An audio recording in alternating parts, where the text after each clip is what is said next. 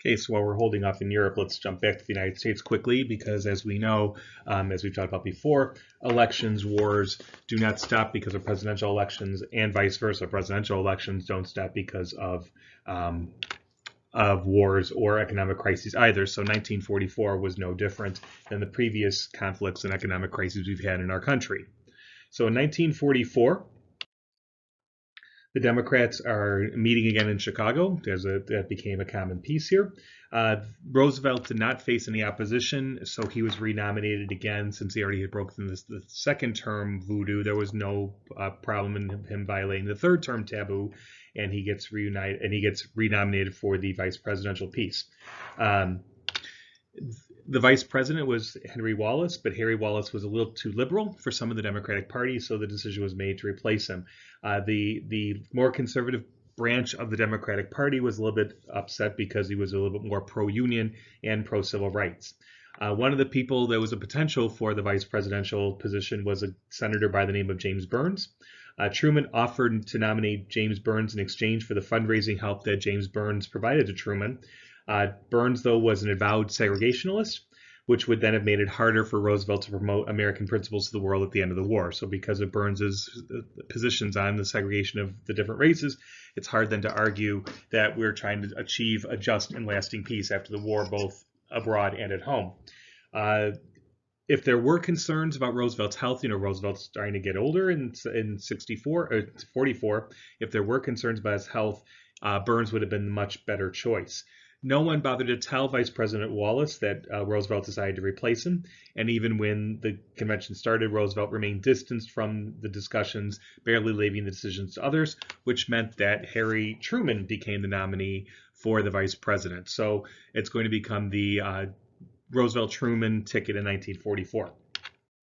The Republicans also joined the Democrats in meeting in Chicago in terms of their nominees. Wendell Willkie comes back up again. Senator Robert Taft of Ohio's name is mentioned. And Governor Thomas Dewey of New York were seen like frontrunners. There were also people who were trying to get General Douglas MacArthur, the commander-in-chief of the Allied forces in the Pacific, as the nominee. The problem with that is obviously he was leading the Pacific campaign, so it was a little hard for him to be running for president as he's trying to lead the war efforts.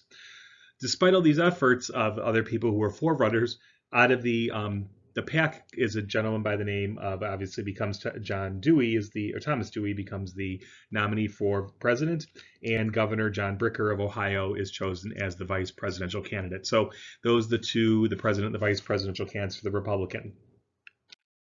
Okay, we kind of see the ads here, the political campaigning here. I want you, FDR, stay and finish the job. So by 44, we know the war is probably going to be coming to a close soon. We want Roosevelt to continue in that lead. And then the Republicans campaigned with, well, do we or don't we? So do we win with Dewey or do we not? Really, in the campaign, the issues were the New Deal. The Republicans were campaigning against it. And again, we start to see some of the modern forms of the arguments of the political parties today really starting to take shape in the 44 election, because Dewey and the Republicans are going to look for a smaller government and less regulated economy, especially as the war continued to come to an end. Dewey targeted the tired and quarrelsome old men in Washington and said that it was time for a change. Dewey really did not encourage any changes to the war strategy. He just said he would fight it better. And there really, again, wasn't an issue about the fourth term, but there was some people that did raise concerns about, well, what if it turns into a fifth or a sixth term? Roosevelt campaigned aggressively to fight stories about his ill health, during the course of time, he was attacking the corruption of the waste allegations that had been made against him in the New Deal, trying to defend that and defend the prosecution of the war. And Roosevelt also had the backing of the new political organization that was run by the Congress of Industrial Workers. So he had labor strongly backing him. And most of the people who were opposing him were the majority of newspapers across the country that were owned by Republicans. Obviously, the issue that's going to play the most dominant theme in the election of 44 was foreign policy. Roosevelt's going to campaign on the battlefield successes in Europe and the Pacific. He's going to argue that he has the strength and the experience needed to fashion the post-war world, while Dewey is going to speak of international cooperation. And that's going to be his approach, again, realizing that we can't necessarily do all of this on our own. But at the other hand, The Governor Bricker was a little bit more of the isolationist tendencies, and he kind of hampered some of the Republican efforts in the campaign. But overall, as the campaigning went on, it was pretty much going to be a foregone conclusion that Roosevelt would win the re-election there. The key question was who's going to be the peacemaker. Most Americans concluded that they wanted to retain the governing party, and particularly the president who represented it. They also felt it was unsafe to do so in wartime in view of the ever-increasing domestic disagreements. Dewey did outperform Roosevelt than any of the other previous elections that Roosevelt faced. You could start to see, again, some more of this red appearing in other spots. The first election, Roosevelt only wins New Hampshire and Maine. But now we start to see him winning up in the Midwest and in the Midwest there. Dewey flipped the states of Wyoming, Wisconsin, and Ohio from the previous election, while Roosevelt flipped Michigan back. Dewey also gained the personal satisfaction of finishing ahead of Roosevelt in Roosevelt's hometown of Hyde Park, New York, and ahead of Truman in his hometown of Independence, Missouri. So Dewey actually won the hometowns of both the president and the vice presidential candidates.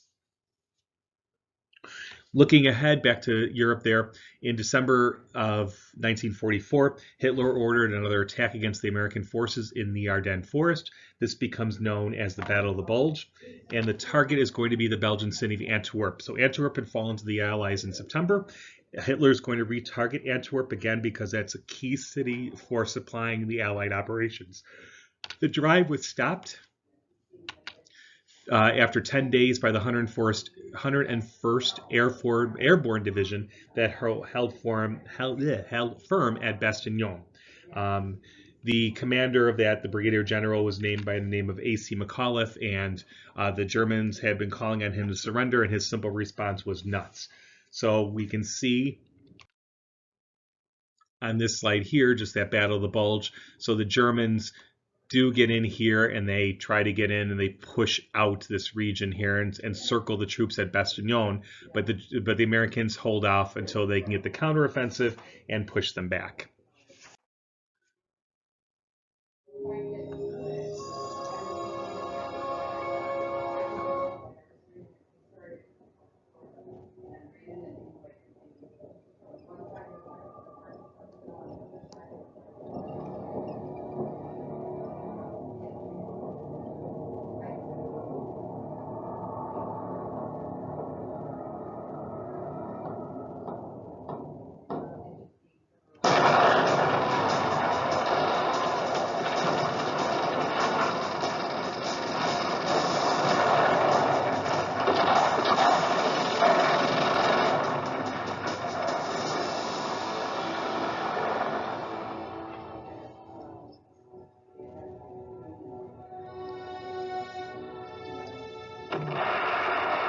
During the Bulge, command broke down, supplies broke down, morale broke down, communications broke down, everything broke down. It was every man for himself.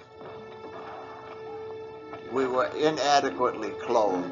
We didn't have rubber overshoes. We didn't have overcoats. We didn't have gloves. We didn't have scarves. My boots were so bad, I would strip newspapers and drapery off of the bombed out houses and wrap my feet in it. You were having trouble breathing because the snow was suffocating you. And consequently, we lost a lot of men who froze to death.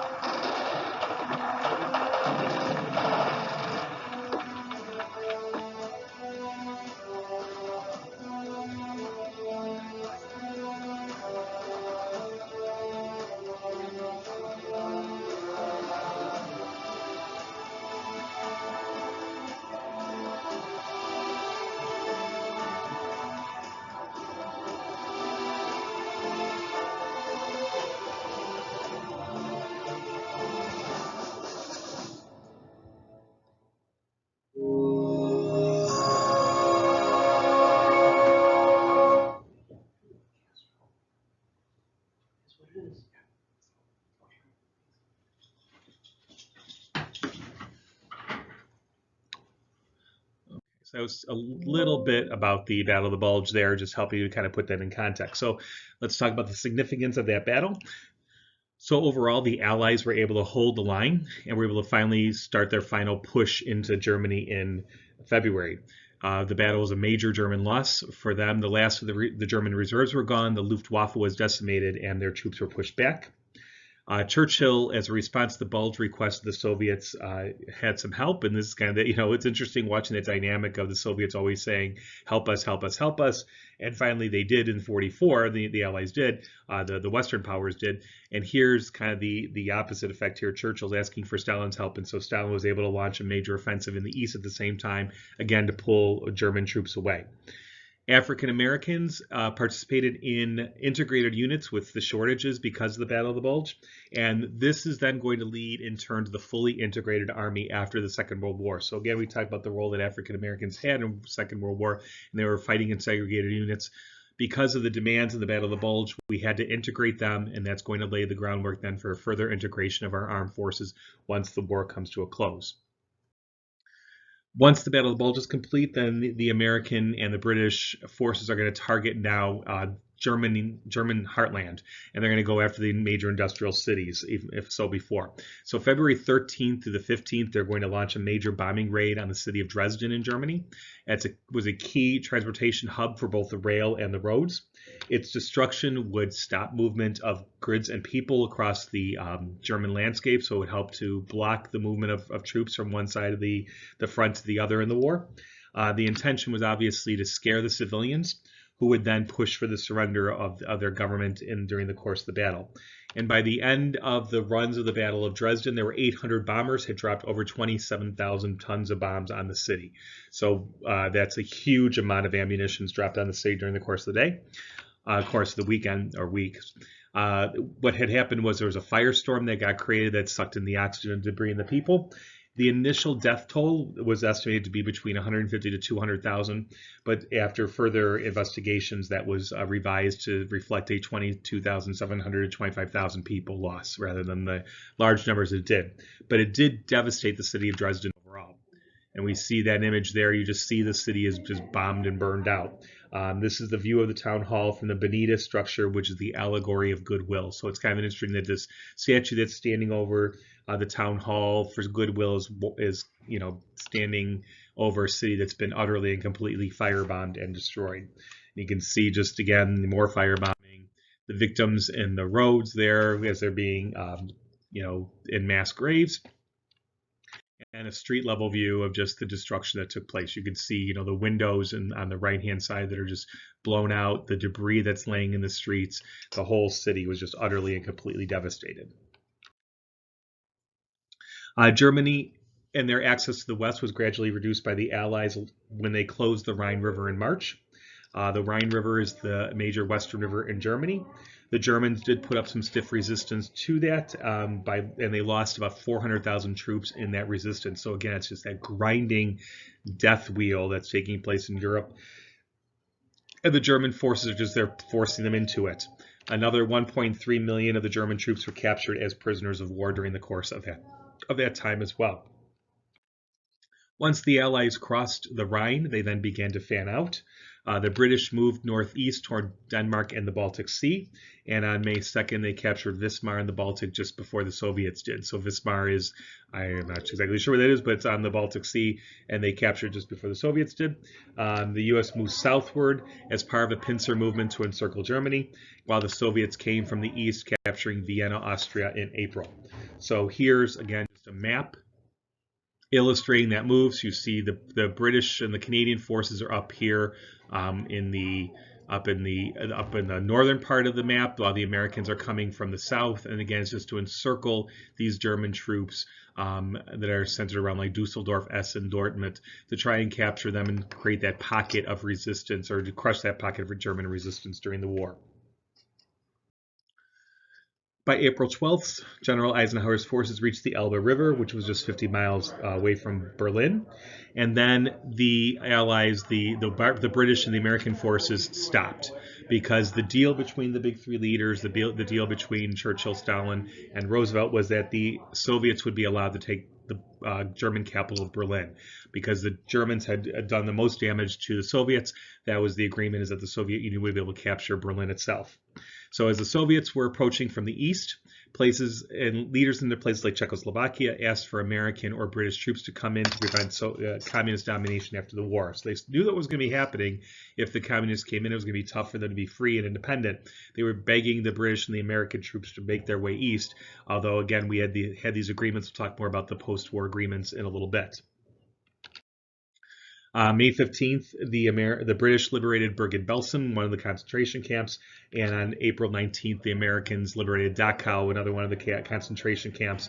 And now the horrors of the Holocaust were confirmed and now brought to light for people to see and to know this is really happening. April 25th was marked as Elba Day, and that's when the Soviet and the American troops met at the Elba River, and effectively that cut Germany in two. So we see that in this picture, which was an arranged photograph that commemorated the meeting of the Soviet and the American armies.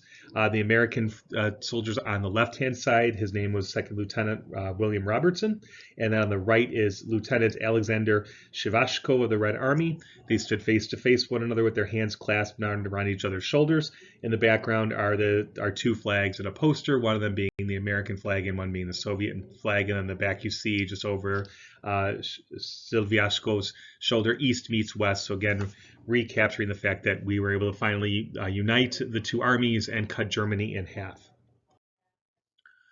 That same day as Elba Day, the Germans evacuated Finland, leaving that a free country again. The same day, again on April 25th, Milan and Turin were liberated by the Italian forces. 2 days later, Mussolini is captured, and we'll see what happens on April 28th when we come back for class tomorrow. So thanks, have a good rest of your day, and take care.